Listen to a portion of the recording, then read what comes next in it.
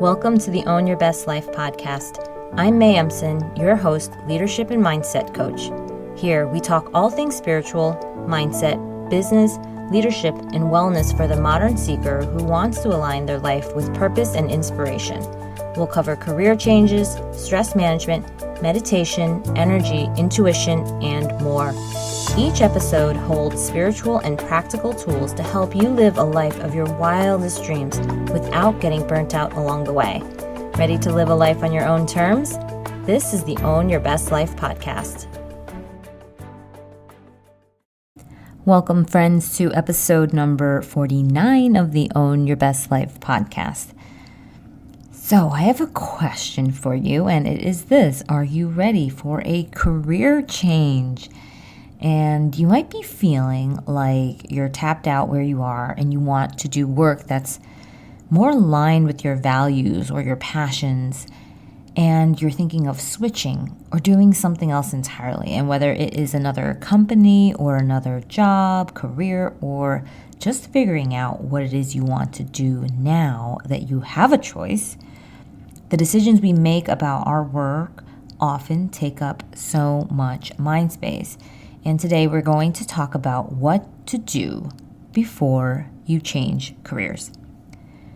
So when we think about our work, there are often so many mixed feelings. We have a sense of achievement, pride, determination, disappointment, rejection, anxiety, hope, and even fear, almost all at the same time.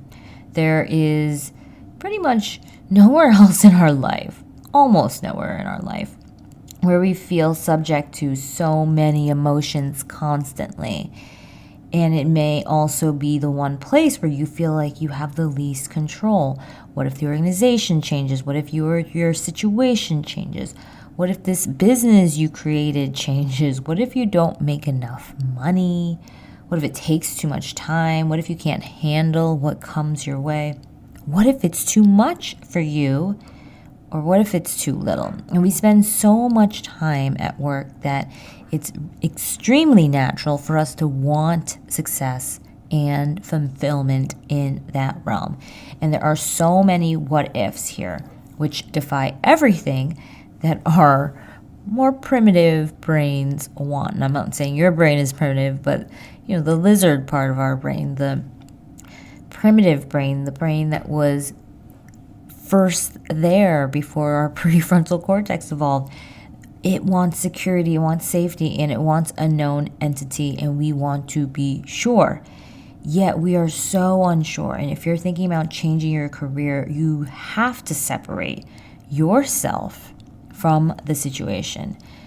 No matter where you go, you know that the grass is not always going to be greener. No amount of money or status will keep you from having stress or problems.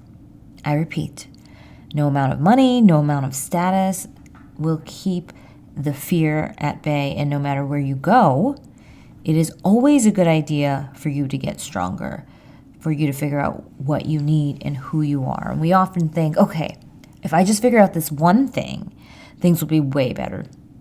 I'm not saying that they won't be, but I do remember that there are times when I was just so busy living my life, making a living, that the career change was almost this afterthought, that the job change was almost an afterthought.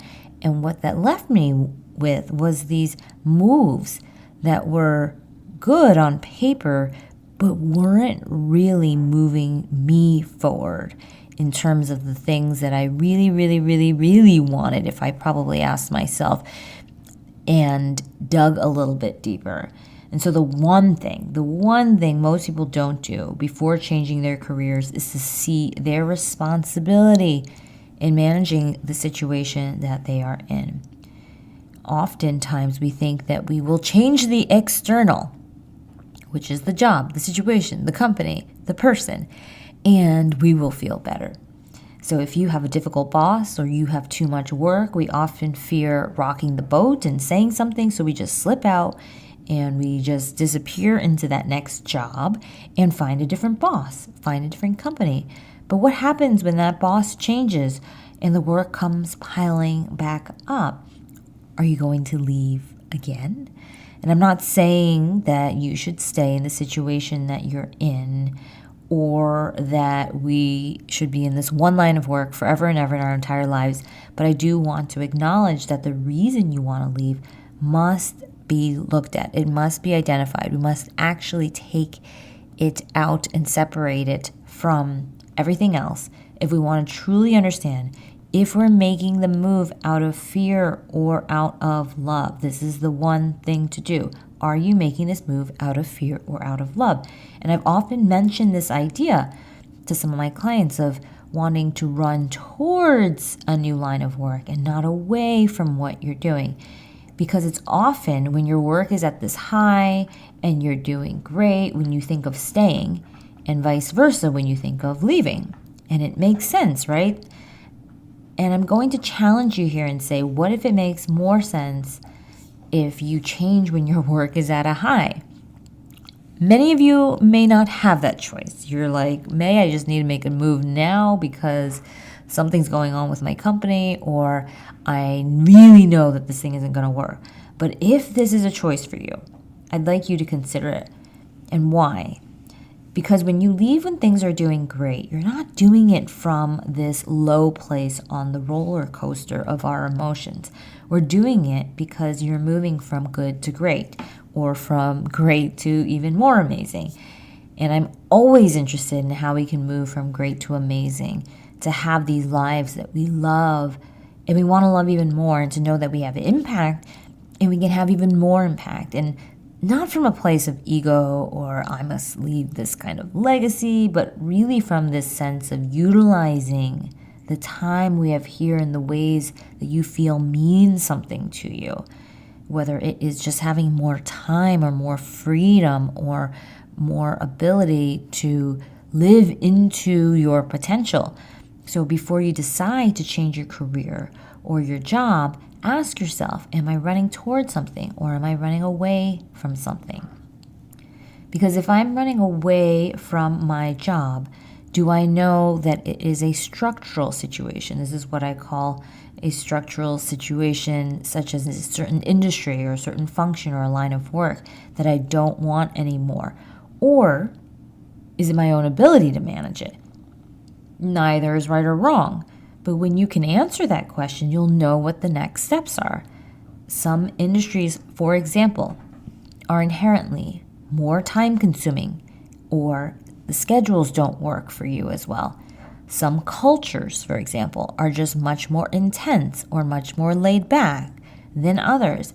It doesn't mean that one is bad or good or right or wrong, but it does mean that there can be structural reasons that you are making this change. And the same thing goes for managing boundaries or overworking. If we have a certain pattern of behavior, we will likely see that showing up again and again and again until we address the root cause. That is your ability to manage it, right? That's separate from this structural situation. So this is the difference between these two kinds of things that we need to understand before we make a job change. Because above all else, when you do this kind of introspection before you make a change, you will feel much more confident in your decisions. How many of you are thinking, what if I don't make the right decision? What if this next thing isn't better? I hear this again and again and again.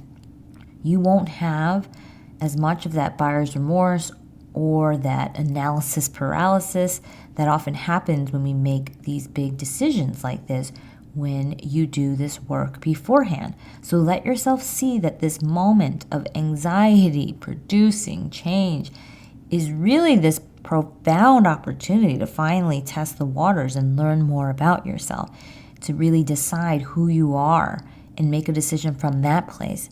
This may be the first time in your life that you will define yourself outside of your work, or this may be the first time in your life where you will take a stand for something in your work, to not have as many options anymore and to really say, this is what I do and this is how I do it. And so when you do that, you are leading with intuition. And that's the heart of what all of this is about. It is allowing yourself to fall forward towards your next opportunity so that you can live in even greater alignment from your head to your heart, to your soul. All right, my friends, that is it for this week. But if you are interested in career changing and you want more resources, you're going to want to sign up for a free Ultimate Career Change Starter Kit that I have available. It is at mayemson.com/career. It is a must-have resource for soon-to-be career changers. You will learn the 3 decisions you need to make to get started on your career or job change, the 3 strategies to identify your strengths and what you are good at, 3 ways to uncover your ideal role, and the 2 stories to persuade yourself and others to believe in you and to hire you. So if this sounds interesting to you, get your starter kit now at mayemson.com/career. So that's it, my friends. I hope you have a wonderful, wonderful week, and I love you all. Bye now. Thanks so much for joining us this week on Own Your Best Life. Make sure to subscribe to the show on iTunes or wherever you listen to podcasts so that you'll never miss a show. And while you're at it, can you please rate and review on iTunes? I would so appreciate it. Share it with a friend, take a screenshot of it, and tag @MayEmson. This helps continue to get the word out. For more show notes and resources, check out www.mayemson.com. It'll have all the links to everything you heard here today. Thanks so much for listening. It's time to own your best life.